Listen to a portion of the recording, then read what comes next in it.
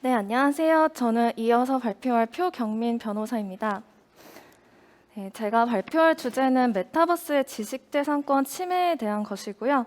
메타버스에서 지식재산권 침해가 어떤 식으로 발생할 수 있는지, 그리고 현실 세계를 기준으로 한 현재 법령이 메타버스에 적용될 때 어떤 이슈들이 생길 수 있는지에 대해서 설명드리도록 하겠습니다.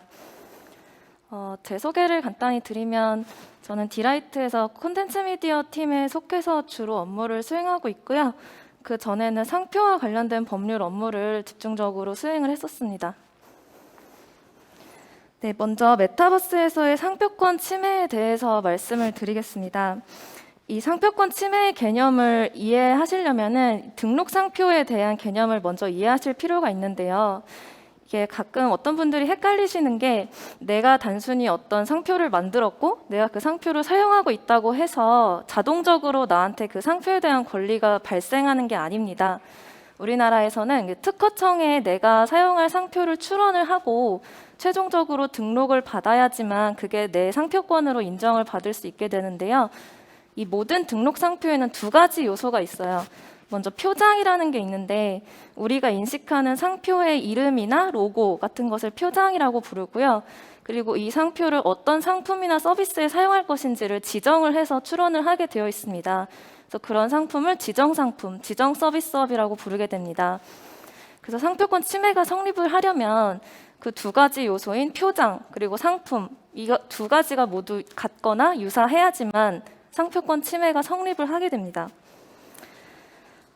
그러면 이제 메타버스에서 유통되는 디지털 상품의 상표를 사용했을 때 이걸 과연 상표의 사용이라고 볼 수 있을지가 의문이 생길 수 있는데요. 예를 들면 우리가 현실에서 사용하는 가방 같은 제품의 상표를 사용하는 거는 이제 누구나 이게 상표 사용이라는 거를 이해할 수 있을 텐데 제페토 같은 곳에서 판매되는 가방 제품에다가 내가 어떤 상표, 예를 들면 뭐 구찌라는 상표를 사용했다. 그러면 그게 과연 상품의 그 상표의 사용으로 볼 수 있는지 모호한 부분이 있어요. 근데 마침 지금 그 8월부터 시행이 되는 상표법 개정안에 이 부분을 명확히 한 내용이 있어서 소개를 드리고자 합니다. 이 박스 안의 내용을 보시면 빨간색 표시된 부분에 그 이제 상품을 전기통신 회선을 통하여 제공하는 행위 또 상표의 사용에 해당한다라는 내용이 있습니다. 이 개정안의 입법 취지에서도 디지털 상품에 대한 상표 사용을 상표법상의 상표 사용으로 포섭하기 위해서 이 개정안을 입법했다라는 내용이 이제 분명하게 명시가 되어 있고요. 사실 이제 기존 상표법에도 이 전기통신 회선을 통한 사용이 그 내용이 있기는 한데 기존 상표법에서는 이제 전기통신 회선을 통하여 제공되는 정보의 상표를 사용하는 걸 상표 사용이라고 했어요. 근데 개정안에서는 이제 명백하게 전기통신 회선, 그러니까 온라인을 통하여 제공되는 상품의 상표를 사용하는 것도 상표 사용이다. 결론적으로 메타버스에서 사용되는 디지털 상품의 상표를 사용하는 것도 상표의 사용이라고 볼 수 있을 것 같다는 결론이 나오게 됩니다. 네, 근데 상표권 침해는 여전히 다른 문제가 있습니다. 이 메타버스에서 사용되는 상품이 현실 세계에서의 상품과 과연 같은 상품으로 볼 수 있느냐 하는 것인데요. 쉽게 생각해 보시면 뭐 제페토에서 어떤 아바타한테 입힐 수 있는 옷을 판매하면서 이걸 뭐 구찌 원피스 이렇게 판매를 했을 때 구찌가 의류를 지정 상품으로 한 등록 상표가 있으면 이게 상표권 침해가 성립할 수 있을지에 대한 문제라고 보시면 됩니다. 이 부분에 대해서는 이미 많은 그 변호사분들이 의견을 제시하고 있는 상황인데 대부분 그 메타버스에서 사용되는 아바타 상품과 실제 상품을 같거나 유사한 상품으로 보기는 어려울 것 같다라는 의견이 제시되고 있습니다. 저도 그 의견에 동의를 하는 게 이게 아무리 그 메타버스 내에서 그게 옷으로 취급된다고 하더라도 실물 옷과 같은 상품으로 보는 것은 이게 지나친 그 확장 해석이고 지나친 권리의 보호라고 보여지는 면이 있는 것 같아요. 그래서 이제 메타버스에서 상표권 침해에 대비를 하시려면 상품, 지정 상품으로 정할 수 있는 것 중에 다운로드 가능한 이미지 파일이라는 상품이 있습니다. 이걸 지정 상품으로 해서 상표 등록을 해두시면 좀 더 이제 디지털 환경에서 이루어지는 상표권 침해에 대해서 주장을 더 잘 할 수 있을 것이다 라고 의견이 제시되고 있고 저도 거기에 동의하는 바입니다. 참고로 구찌 같은 거대 기업들은 이 다운로드 가능한 이미지 파일뿐만이 아니라 전혀 관련이 없어 보이는 상품에 대해서도 상표 등록을 굉장히 많이 갖고 있는 경우가 많아요. 이게 실제로 사용을 안 하면 나중에 취소가 될 수도 있기는 한데 방어 목적에서 그런 다양한 상표를 보유하고 있는 게 일반적입니다. 네, 다음으로 저작권 침해에 대한 이야기로 넘어가 보겠습니다. 우선 음악 저작권에 대한 문제를 생각해 볼 수 있을 것 같은데요. 여러분들도 많이 아실 것 같은데 로블록스라는 서비스가 있죠. 이 로블록스에서는 유저들이 직접 게임을 만들고 그 자기가 만든 게임을 다른 유저들이랑 같이 플레이를 할 수가 있어요.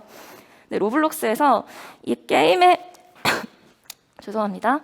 게임의 배경음악을 삽입을 할 수 있게 하는데 그냥 뭐 널리 유명한 인기 있는 팝송 같은 거를 그냥 배경음악으로 삽입할 수 있게 하면서 그런데 그 음악 저작권에 대한 뭐 라이선스 계약이라든지 그런 걸 전혀 체결하지 않았던 거예요. 그래서 2021년에 전미음악출판협회가 우리나라로 치면 음악 저작권 협회 같은 곳인데 로블록스를 상대로 2천억 원대 저작권 침해 소송을 제기하게 됩니다.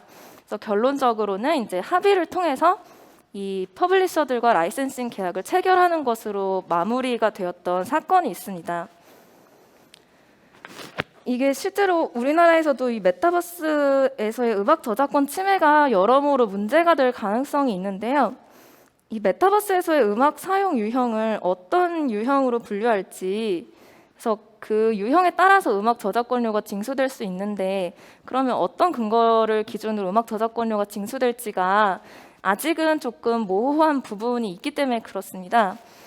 그래서 예를 들어서 메타버스 내에서 어떤 공연이 이루어진다고 봤을 때 예를 들면 뭐 아이유처럼 생긴 아바타가 아이유 노래 공연을 하거나 아니면 뭐 BTS의 뮤직비디오를 메타버스에서 틀었다.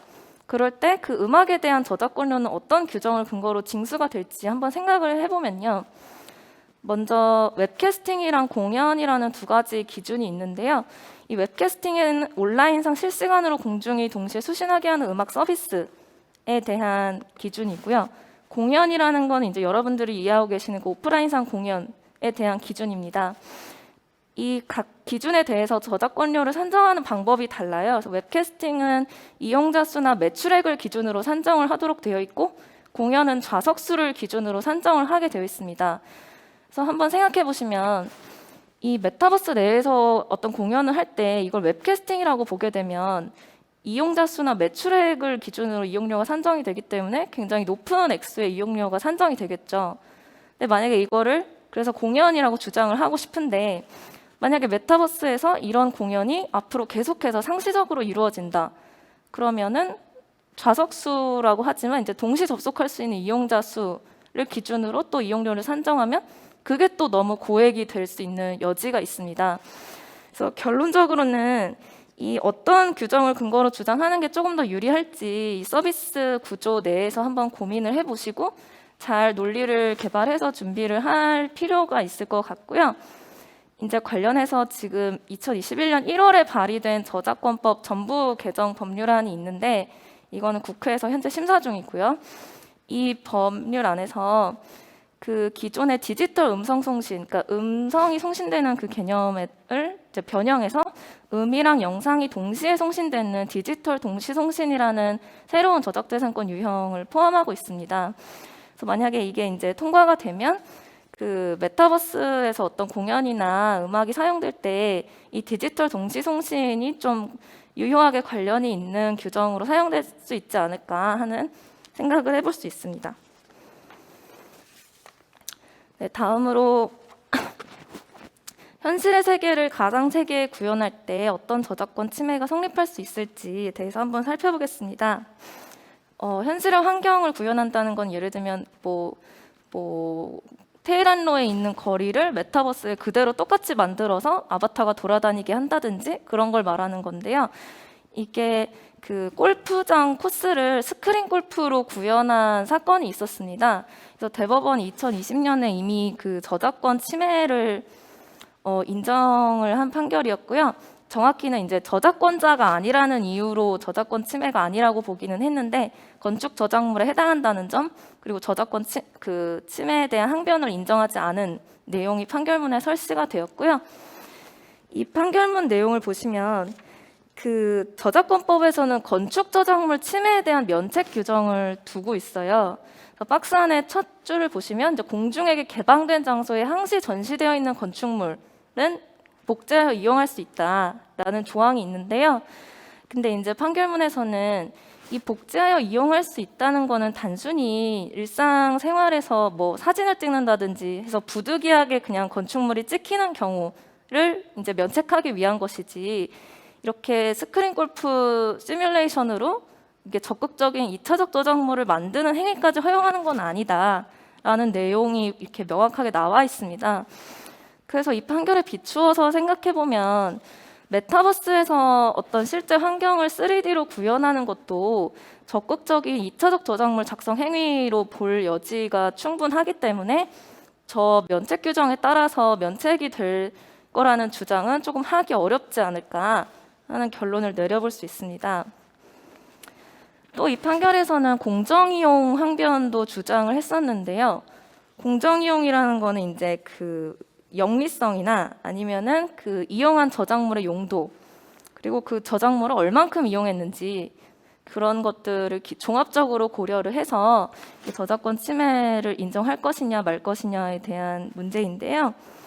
이 판결에서는 이 스크린 골프 사업자가 영리적인 목적으로 골프 코스를 이용한 것이고, 그 골프장 운영업체랑 스크린 골프 운영업체가 경쟁 관계에 있다고 보았습니다. 그래서 결국 저작권법상 공정 이용에 해당한다고 볼 수 없다, 이런 결론을 내리게 됐습니다. 네, 그러면은 저희가 방금 본 판결에 비추어서 생각을 해볼 때 그 영리적인 목적을 가지고 기존의 건축물을 그대로 메타버스에 재현을 한다면 건축 저작물 침해를 피해가기가 어렵다는 결론이 나오게 되는데요. 이 지금 슬라이드에 포함된 이미지가 얼스2라는 서비스에서 제공되는 이미지예요. 이거는 이제 실제 전 세계 위성 사진을 그대로 플랫폼에 올려놓고 자기가 구매하고 싶은 부동산을 골라서 가상화폐를 이용해서 이제 가상 부동산을 구매할 수 있도록 하는 서비스입니다. 만약에 이게 위성 사진이 아니라 3D 시뮬레이션으로 이제 거리 같은 게 구현되어 있다면 마찬가지로 건축 저작물 침해를 피하기 어려울 것 같다는 문제가 발생을 하게 됩니다. 네, 근데 반면에 이제 비영리적인 성격의 메타버스 서비스라면 공정이용 항변을 고려해 볼 수 있을 텐데요. 공정이용 항변이 단순히 영리냐 비영리냐에 따라서 인정되고 불인정되고 하지는 않는데, 예를 들면은 뭐 학교에서 사용되는 공익적인 성격의 메타버스 서비스가 있다. 거기에서 뭐 교육을 목적으로 뭐 존재하는 건축물을 3D로 구현해서 사용했다. 그렇게 되면 조금 더 공정이용이 인정될 여지가 늘어날 수 있을 것 같습니다. 그리고 경복궁 같은 오래된 건축물은 저작권 보호 기간이 만료되었기 때문에 문제가 되진 않고요. 그리고 창작성이 인정되지 않는 단순한 형태의 건축물에는 마찬가지로 저작권 침해 문제가 발생하진 않을 것 같습니다. 네, 세 번째로 부정경쟁방지법에 대해서 살펴보겠습니다. 이 부정경쟁방지법은 그 상표법이나 저작권법이랑 다르게 어떤 권리를 상정해서 그 권리를 보호하기 위한 법률이 아니라 이 어떠한 행위는 하면 안 된다, 이거는 부정경쟁 행위다라고 행위를 규율하기 위한 법률이고요. 그렇기 때문에 좀 더 그 행위에 대한 구체적인 판단이 이루어지고 좀 더 유동적인 그 법적 주장을 할 수 있는 여지가 많아요. 그래서 메타버스에 대한 구체적인 입법이 이루어지기 전까지는 아마 이 법률을 근거로 한 법적 주장들이 많이 제시되지 않을까 하고 예상이 됩니다. 그래서 부정경쟁 행위 중에는 여러 가지가 있는데 그 대표적으로 상품 출처, 영업 출처 혼동 행위라는 것이 있습니다. 이거는 이제 다른 사람의 유명한 상호나 상표를 이제 마음대로 사용을 해서 이 상품의 출처 또는 이제 이 영업의 출처를 수요자로 하여금 혼동하게 했다. 그런 행위를 금지하는 조항인데요. 지금은 그 메타버스 서비스를 제공하는 업체가 다수는 아니지만 이제 앞으로 유명 브랜드가 직접 서비스를 많이 제공하게 되면 혼동행위 성립 가능성이 더욱 증가할 것이라고 예상할 수 있습니다. 네, 그리고 저 또 주의 깊게 살펴봐야 하는 유형이 성과 도용 행위라는 부정경쟁 행위 유형인데, 이거는 이 슬라이드에 나온 것처럼 3가지 요건을 필요로 하고 있습니다. 특히 아까 살펴봤던 그 골프 코스 판례에서도 이 성과 도용 행위를 인정을 했는데요. 이제 상당한 투자나 노력으로 만들어진 타인의 성과가 있고, 그 성과를 공정한 상거래 관행이나 경쟁 질서에 반하는 방법으로 자신의 영업을 위하여 무단으로 사용함으로써 타인의 경제적 이익을 침해하는 행위, 이게 성과 도용 행위고요. 이제 말씀드린 것처럼 골프장 업체, 스크린 골프 업체는 경쟁 관계다. 그래서 그 골프장 업체의 성과를 무단으로 사용했다. 그래서 경제적 이익을 침해하는 행위에 해당한다라고 판결을 했었습니다. 네, 근데 제 생각에는 이 3가지 요건 중에 메타버스 서비스에서 중요하게 다루어질 요건은 공정한 상거래 관행이나 경쟁 질서에 반하는 방법이라는 요건일 것 같은데요. 왜냐하면 메타버스라는 거는 이제 점점 더 새로운 형태의 미디어가 계속 등장을 할 텐데, 어떤 게 공정한 상거래 관행이고 이게 경쟁 관계에 있는 사업자들이 맞는지, 그리고 이제 혼동 가능성이 있는지 없는지에 대한 다양한 주장들이 제기될 수 있을 것 같아요. 그래서 저 요건에 대한 판단이 중요하게 다뤄질 것 같고요. 우선 기존 판례에서는 이 박스 속에 밑줄 쳐진 내용을 보시면 저런 기준들을 사용해서 판단하고 있습니다. 뭐 경쟁 관계에 있는지, 그리고 이 상거래 관행이나 경쟁 질서 내용이 공정한지, 그리고 그 침해자의 상품으로 원래 성과가 대체될 수 있는지, 어느 정도 성과가 유명한지, 이런 기준들을 사용하고 있습니다. 그래서 이런 기준들에 비추어 볼 때 메타버스에서 타인의 성과, 예를 들면 뭐 골프 코스 같은 물리적인 지형이라든지 디자인이라든지 이런 것들을 무단으로 사용을 했을 때 성과 도용행위가 성립될 수 있다라는 거를 이제 충분히 예상을 할 수 있고요. 좀 더 나아가서 생각해 보면 메타버스 내에서 메타버스 유저들 간의 서로의 성과를 도용할 때, 그러니까 메타버스 안에서도 가상적인 경제 활동이 분명히 이루어질 텐데, 서로 자기들의 성과를 도용하는 행위에 대해서는 공정한 상거래 관행을 어떻게 판단할지, 그러니까 현실 세계에서의 그런 유통 질서와 동일하게 판단할지 아니면 다르게 판단할지, 이런 것들이 이제 새로운 문제로 부상할 수 있습니다. 네, 마지막으로 이제 초상권 침해에 대한 내용을 간단하게 살펴보겠습니다. 아까 조원희 변호사님도 잠깐 말씀하셨지만, 유명 연예인과 닮은 아바타를 만들어서 메타버스에서 제공한다.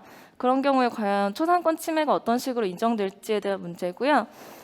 지금 제가 이미지를 보시면 레전드는 심즈로 만들어도 레전드라고 돼 있는데, 이건 이제 연예인 김태희님의 얼굴이죠.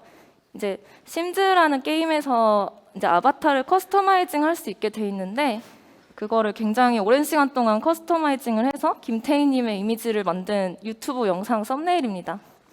그래서 이런 식으로 이제 연예인과 닮은 아바타를 만들어서 제공할 때 해당 연예인에 대한 초상권 침해가 인정될 가능성이 있습니다. 그래서 초상권이 침해되는 경우에는 이제 초상권 또는 퍼블리시티권이라는 것을 주장하게 되는데요. 초상권은 인격적인 권리에 불과해서 재산적인 권리를 주장하기 위해서 퍼블리시티권이라는 개념을 많이 차용을 했었습니다. 근데 우리나라에서는 이제 2015년을 기점으로 퍼블리시티권을 인정하는 경우가 많이 감소하고 있어요. 그래서 최근에는 이제 퍼블리시티권에 대한 대안으로 아까 말씀드렸던 성과 도용 행위를 근거로 해서 이제 BTS 화보가 무단 판매되는 사건에 대한 금지 가처분 신청을 한 사례가 있었습니다. 네, 그런데 이제 부정경쟁방지법이 개정이 돼서 4월부터 시행되는 법률 내용을 보시면 이 초상에 대한 재산적 권리를 명문화한 부정경쟁 행위 조항이 새로 포함이 됐습니다. 이 박스 안의 내용을 보시면 이제 국내에 널리 인식되고 경제적 가치를 가지는 타인의 성명, 초상, 음성, 서명 등 식별할 수 있는 표지를 공정한 상거래 관행 경쟁 질서에 반하는 방법으로 자신의 영업을 위하여 무단으로 사용함으로써 타인의 경제적 이익을 침해하는 행위가 이제 추가가 됐습니다. 아까 보여드린 성과도용 행위 요건이랑 굉장히 유사하죠. 그래서 아마 성과도용 행위에 대한 여러 판단 기준이 비슷하게 적용이 될 수 있지 않을까 생각이 듭니다. 그리고 이 조항이 어떻게 활용될지를 예측해 보면 우선 국내에 널리 인식되고 경제적 가치를 지녀야 하기 때문에 이제 주장하는 측에서는 내가 인기 있는 사람이다, 아니면 내가 이렇게 유명한 사람이다라는 입증을 당연히 해야 될 거고요. 그리고 이제 자신의 영업을 위하여 사용해야 되기 때문에 예를 들면 아까 방금 보신 것처럼 유튜브 같은 데서 이제 그냥 영상을 올린다든지 아니면 이제 메타버스 유저가 직접 아바타를 디자인해서 그걸 무료로 다른 사람들한테 준다든지 하는 행위에 대해서는 이제 영업을 위한 행위가 아니기 때문에 이제 위 조항 위반에 해당할 확률은 높지 않을 것 같습니다. 네, 제 발표 여기까지입니다. 들어주셔서 감사합니다.